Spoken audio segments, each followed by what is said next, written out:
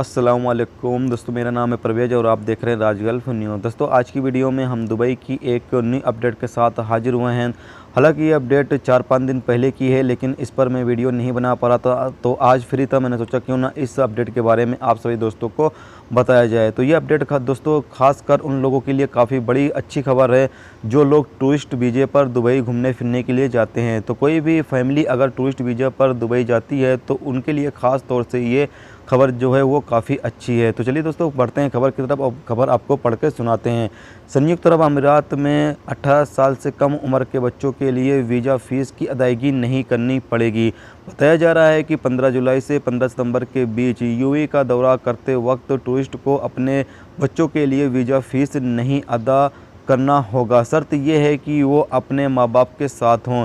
यानी कि यहाँ पर शर्त ये रखा गया है कि अगर कोई भी फैमिली जाती है और उनके साथ कोई बच्चा है जो 18 साल से कम है, तो ऐसे बच्चों पर जो है वीज़ा फ़ीस जो ली जाती है वो नहीं ली जाएगी। सिर्फ 15 जुलाई से 15 सितंबर के बीच, यानी कि 15 जुलाई से 15 सितंबर तक ये कानून लगाया गया है कि अगर इस दौरान कोई भी बच्चे जो 18 साल से कम हैं और वो अपने माँ बाप के साथ दुबई घूमने फिरने के लिए जाते हैं, तो ऐसे बच्चों पर जो वीज़ा फ़ीस है वो नहीं ली जाएगी। तो ये एक अच्छी खबर है उन लोगों के लिए जो फैमिली वीज़े पर, यानी कि जो फैमिली के साथ टूरिस्ट वीज़े पर दुबई घूमने फिरने के लिए जाते हैं, तो ऐसे में वो अपने बच्चों को ले जा सकते हैं जो 18 साल से कम है। उनका जो वीज़ा फ़ीस है वो फ़िलहाल अभी नहीं अदा करना होगा।